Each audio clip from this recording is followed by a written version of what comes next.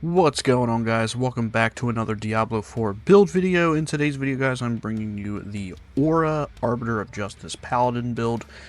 And all you want to do is just activate abilities, walk through monsters, and just absolutely decimate enemy hordes. Then all you got to do is just follow this build, guys.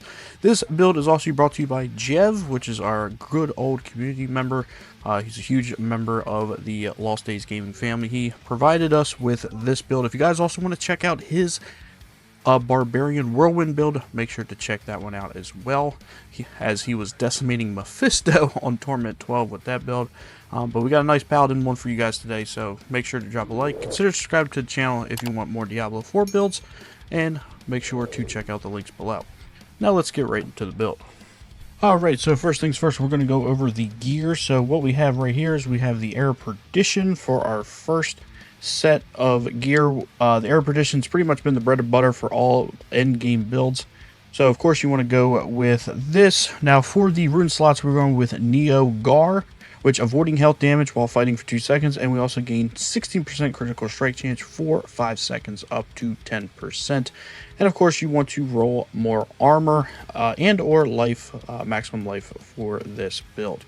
Moving on down, we have the good old Tyrael's Might as our chest piece, and you also want to go with any of the maximum life or armor tempers for this before you put it into the cube.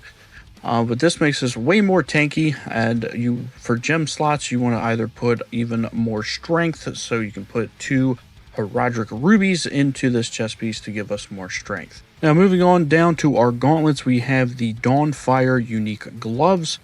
What this does is it allows Holy Light's passive now deals more damage as fire damage, and every second in a small area around you. Each time an enemy dies within this aura, increases its damage by 15% and burn the area by 10% for 20 seconds up to 10 times. And then again, you want to go for Holy Light Aura Potency for the tempered here. Moving on down to our pants, we're going to be using the Heavenly Strength aspect, which allows us to wield a two-handed weapon, and we also gain 35% damage reduction. Of course, you can increase this up to 40% damage reduction with this legendary imprint.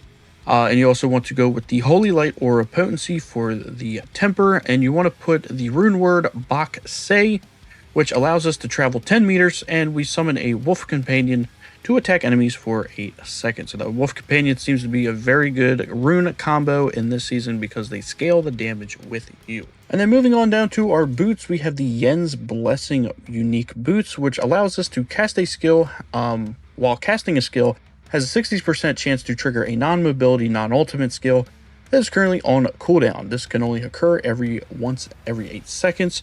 So what this can do for us is it allows us to cast one of our auras that is already in cooldown, so we have a chance of casting multiple auras, which gives us more health and also more DPS depending on which aura it triggers. So this is a really good pair of boots for this build. Now moving on down to our weapon, we have the two-hander Sundered Knight. When casting an aura skill, triggers a consecration beneath you, and we also gain 200% aura potency while standing in the consecration. I believe Consecration is an ultimate for the Paladin, so this pretty much gives us a free ultimate skill that we can cast while standing in the Consecration, while we are also having our Arbiter of Justice ultimate up.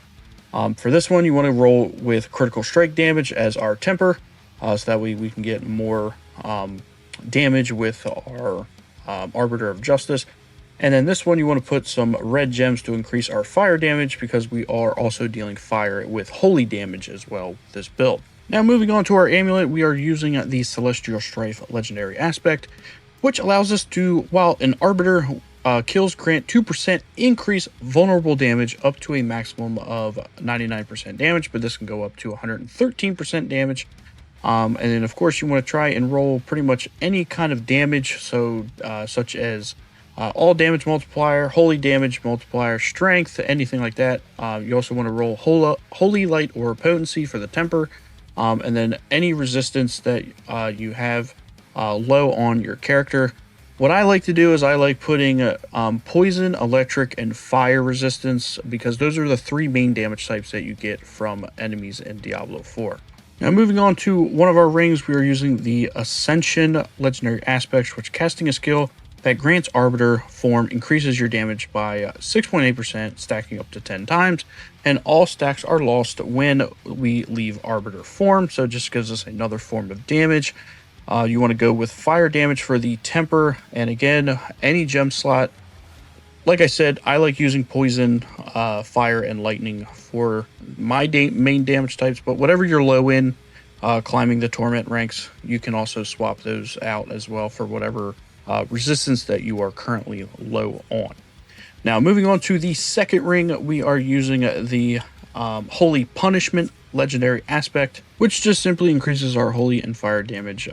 Just all instances of that damage is increased up to 60%. And again, you want to go with any resistances that you're low on currently, and you want to go with cooldown reduction for the temper.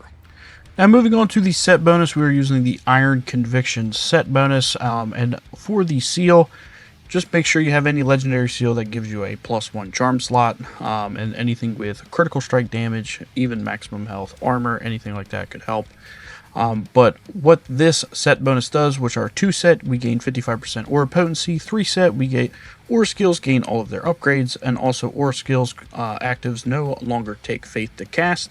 And our 5 set, we gain a conviction aura, increasing the damage nearby enemies take from all sources by 0.5% per skill rank you have in all of your aura skills, which is absolutely crazy.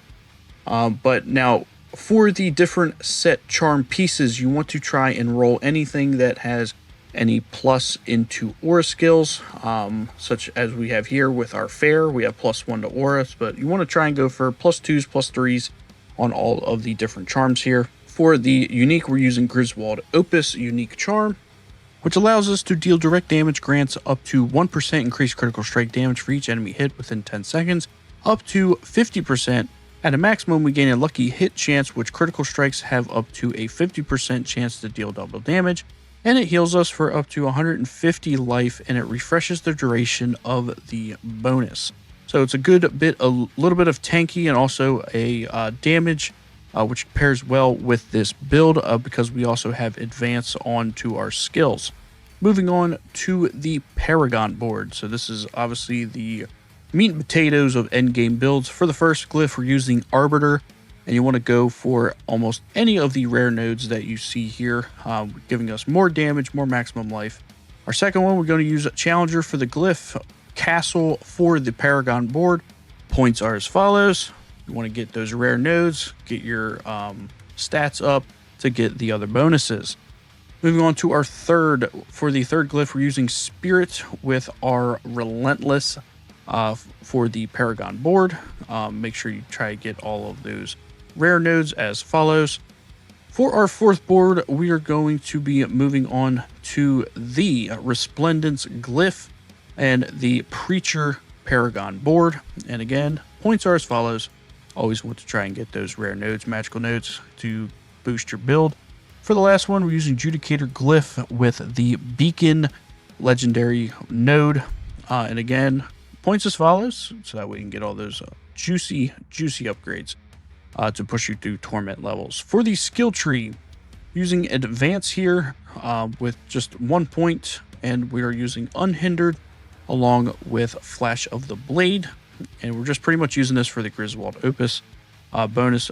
For the auras, we're pretty much putting all of our points in all of the auras. We don't need to put points in the upgrades because we've already gained those with our build.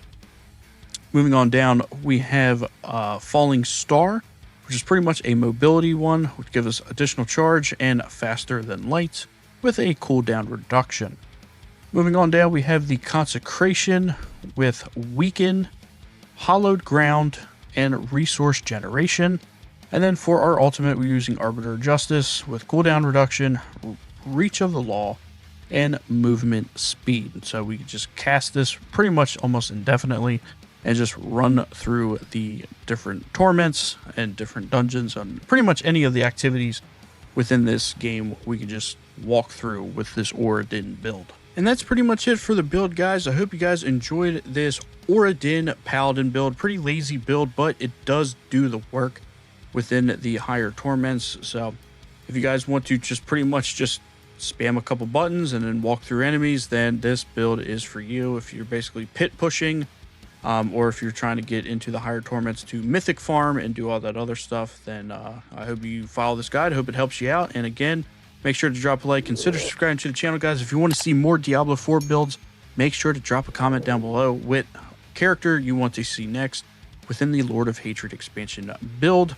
I'm currently personally working on a rogue one right now. Right now he's in the torment 3 to 4 range. I'm trying to push him just a little bit higher than that, to show you guys what he can do, and also utilizing the bow, because I hate using death trap.